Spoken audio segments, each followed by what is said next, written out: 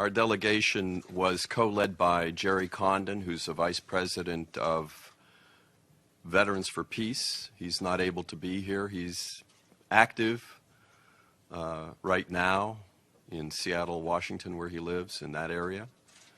Two other members of the delegation are unable to be here. Judy Bellow, who lives in Rochester, and Vanessa Beeley, who is an independent journalist who has returned to Syria to report directly what she is seeing as she investigates further the truth of what's happening in Syria. I think what Alfred said is so true. We are fighting a mass of propaganda that has demonized the Syrian government, demonized its leaders, an effort that precedes every other intervention that the United States has made over the course of many, many decades in order to convince people that it's okay for quote-unquote humanitarian reasons to overthrow a government and to replace it with whatever. The United States prefers a government that is not independent, that is a willing participant in what the whatever U.S. policy is. So what we saw in Damascus and what we saw in the two villages we visited outside Damascus belies the propaganda that has overwhelmed us. It's hard. It's hard for even those of us who have been in the peace movement for a long time. It's hard for us to ignore this propaganda. It is so well orchestrated. We spoke to members of industry, the Chamber of Industry. We spoke to leaders in the student union, the National Student Union. We spoke with NGOs that are involved in taking care of the orphans of those who have died in this war on both sides. They don't discriminate. Orphans are orphans.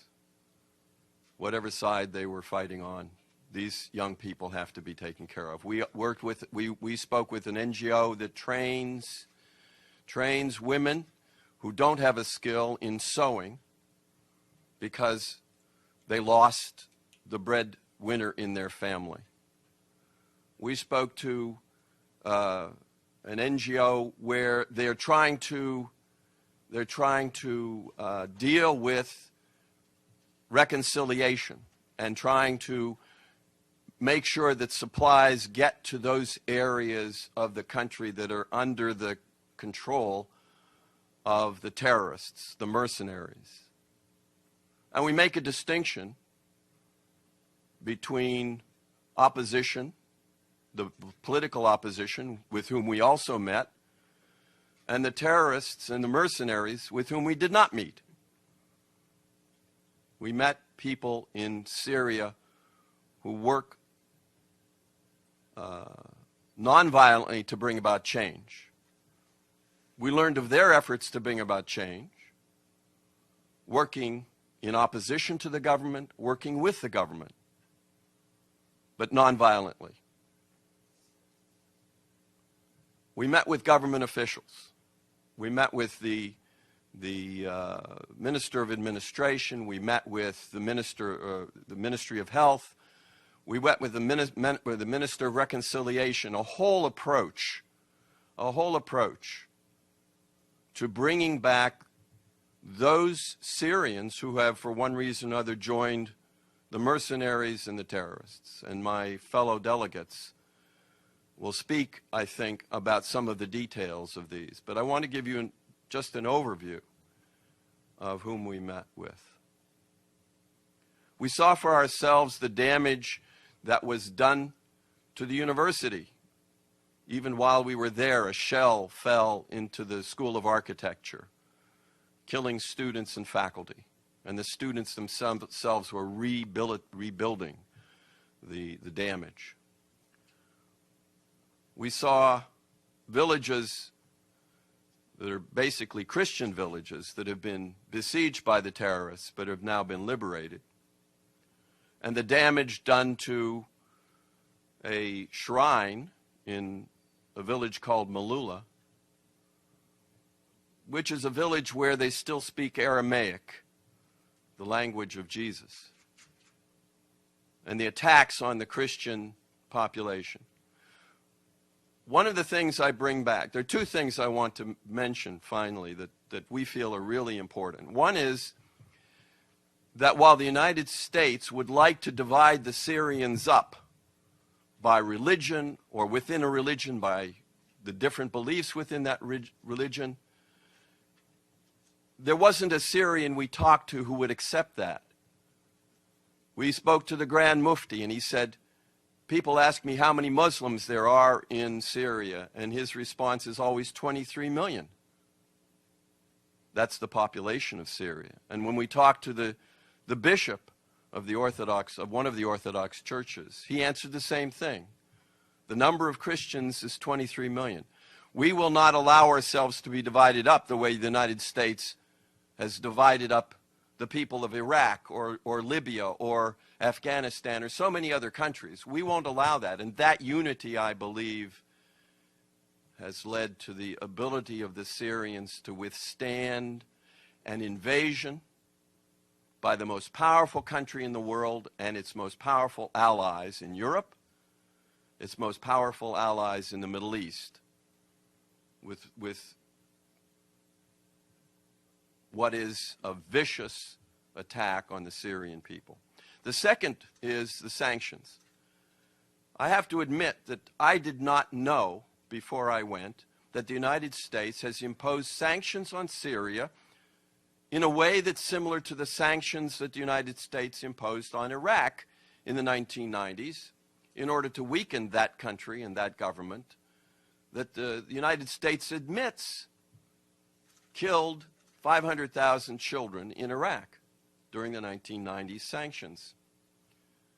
That set of sanctions, means that the Syrian people cannot get medicines that they desperately need. They cannot get factory parts that they need to maintain their economy. They can't get infant formula and many other things. Their students cannot go abroad. Their lawyers are separated from the rest of the international legal system because of those sanctions. These sanctions are not reported in the U.S. media, to my knowledge, and we need to know about them. Another way to weaken, these sanctions are another way to weaken the Syrian government and the Syrian state. So that's my overview. I would like to ask my fellow delegates to add what they want to this. We have representation from different peace organizations and peace movements within the United States. We tried to make it as broad, as Al Marder said, as broad a delegation as we could. So maybe Madeline, you would like to? Sure. Sorry.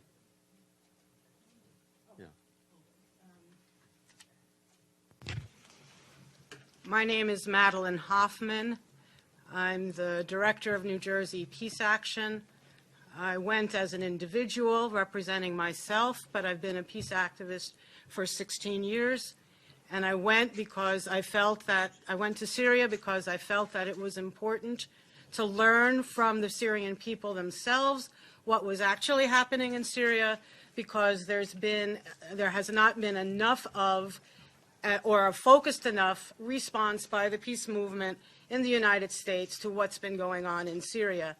And I can't add a whole lot to what Henry and Al have said, but I want to make this one particular point because I think it's very important and it gets to the core of everything that's going on. This is not a civil war in Syria. That's probably the first thing we heard, and we heard it over and over again. It is not President Assad against his own people.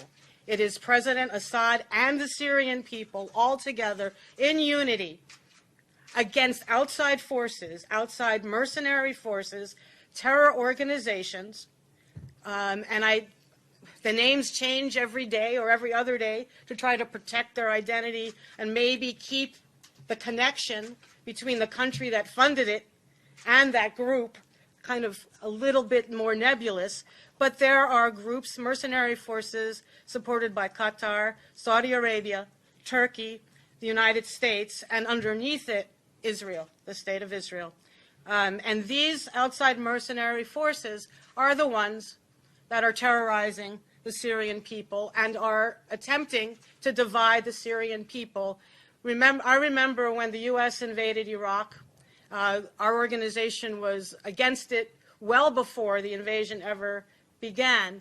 But once the invasion was over and the United States was setting up a government, we talked to many Iraqis who said, we're not Sunni and Shia, we're not Sunni, Shia, and Kurds, but the United States is trying to divide us that way.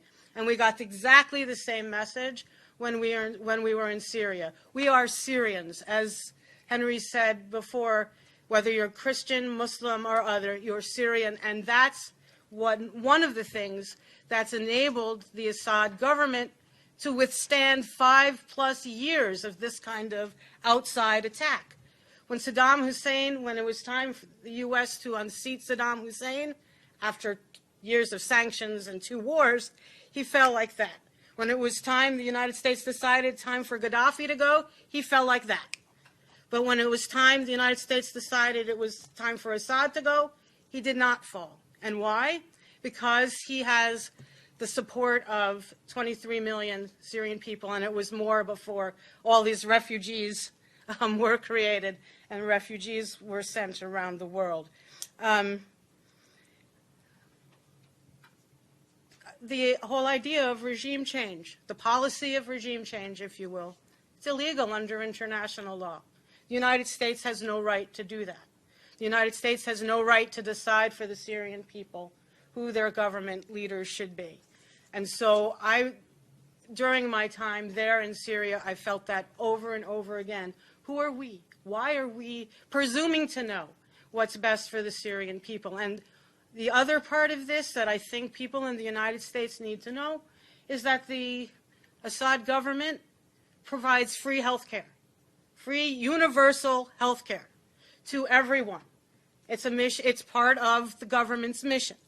Free education for everyone, from primary school all the way through, even to university and medical school. And we met with one person, when we met with this one particular person from the nonviolent opposition, we asked him, well, tell us, what are some of your grievances with the Assad government? And he said, well, you just heard that it costs about $50 a year for people going to medical school. We think that's too high. I mean, he was being somewhat facetious, of course, but these are the kinds of policies that our citizens here in the United States are calling for. Tuition-free college, universal health care.